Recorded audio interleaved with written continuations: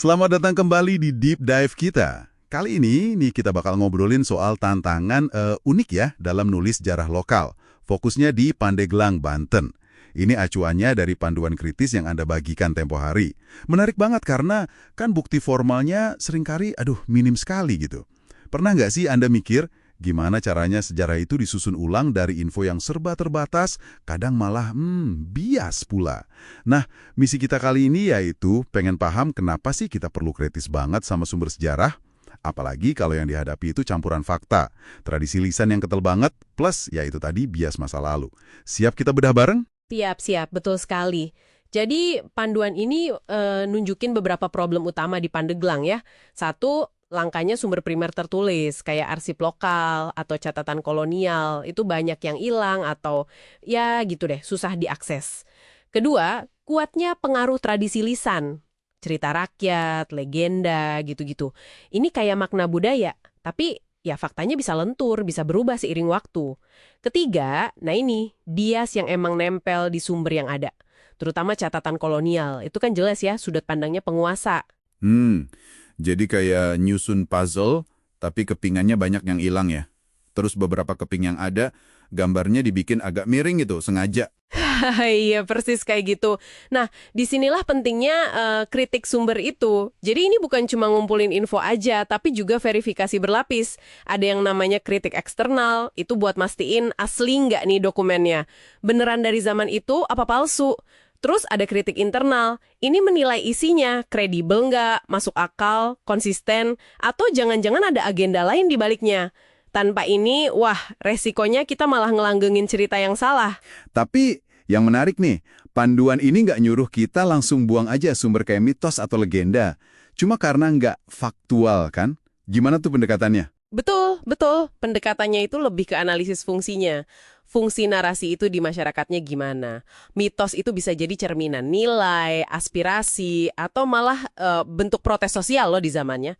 Anggap aja dokumen sosial gitu, walaupun bukan rekaman kejadian persisnya.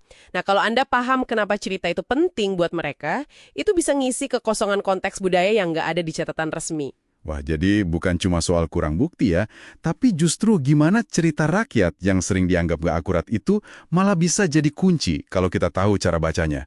Menarik. Iya kan? Justru di situ tantangannya. Oke, kalau kita ngomongin sumber tertulis yang ada, kayak catatan kolonial tadi, sumber ini nyebut soal bias visi Pax Companica.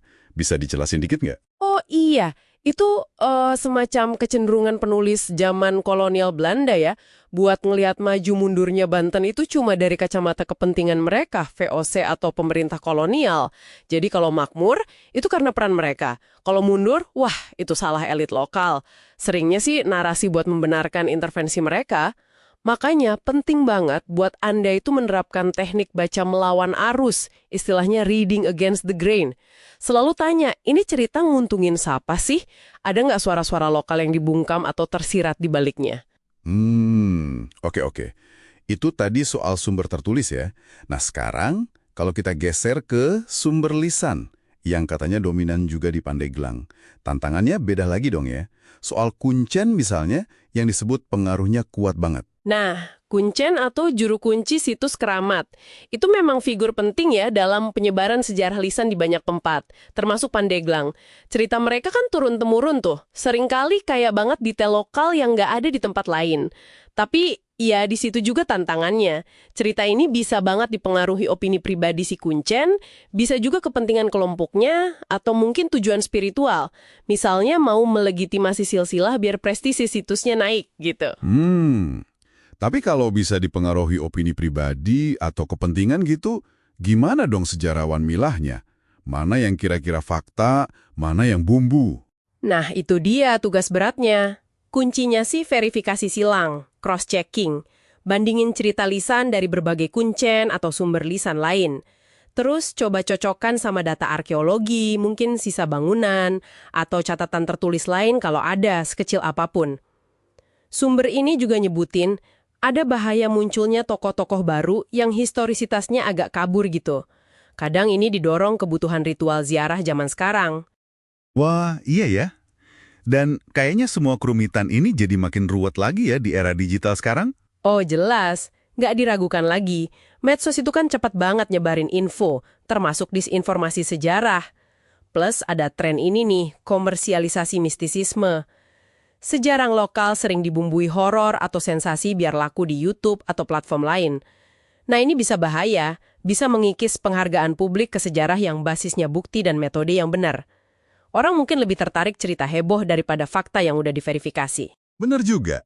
Jadi literasi digital yang kritis itu penting banget ya buat Anda semua sekarang. Penting sekali.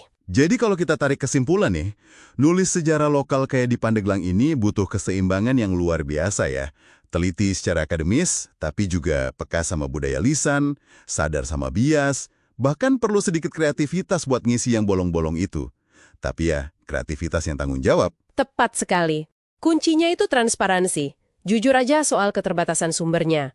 Terus, bedain dengan jelas mana interpretasi yang didukung bukti kuat, mana yang sifatnya rekonstruksi imajinatif berdasarkan kemungkinan. Pendekatan multidisiplin, pakai arkeologi, antropologi, linguistik, itu sangat membantu buat memperkaya pemahaman.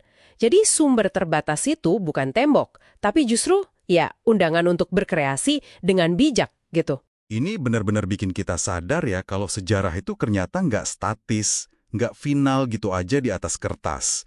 Selalu ada proses tafsir, kritik, rekonstruksi lagi di baliknya. Betul. Nah, mungkin ini satu hal buat Anda renungkan ya setelah ini.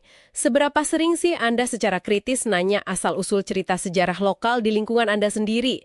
Jangan-jangan nih, ada bias yang mirip atau dominasi satu versi tradisi lisan aja, atau malah pengaruh media modern yang tanpa sadar ngebentuk apa yang Anda anggap sebagai fakta sejarah selama ini. Coba deh direnungkan.